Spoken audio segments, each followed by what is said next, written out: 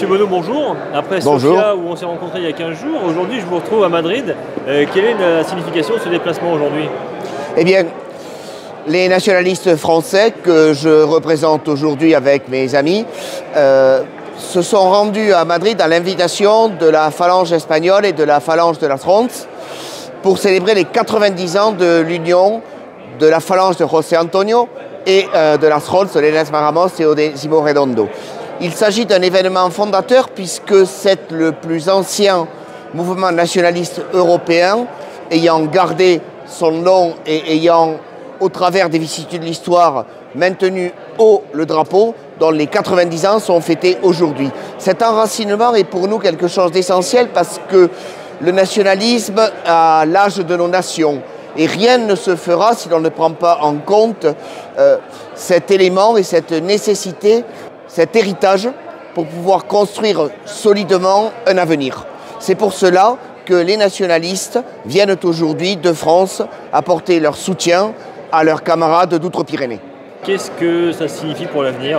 Alors nous sommes en période d'élection européenne. L'Espagne, la France et d'autres pays vont voir des nationalistes présenter des listes à ces élections européennes et ces nationalistes doivent faire entendre leur voix.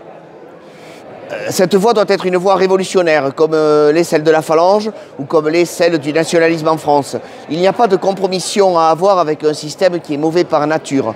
On peut utiliser l'élection parce qu'après tout, on peut se servir de tout moyen, même des moyens légaux, pour arriver au pouvoir.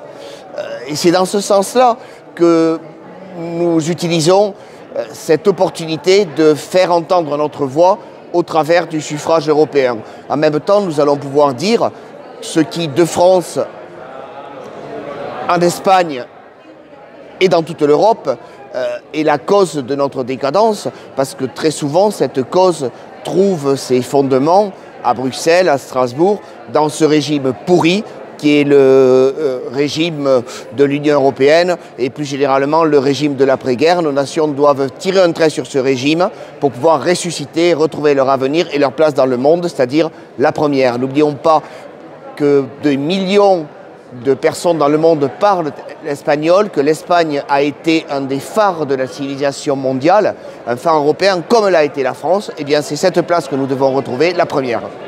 Très bien. Monsieur Bono, bonne journée et à bientôt dans une prochaine ville d'Europe. Au revoir. Tout à fait. Au revoir.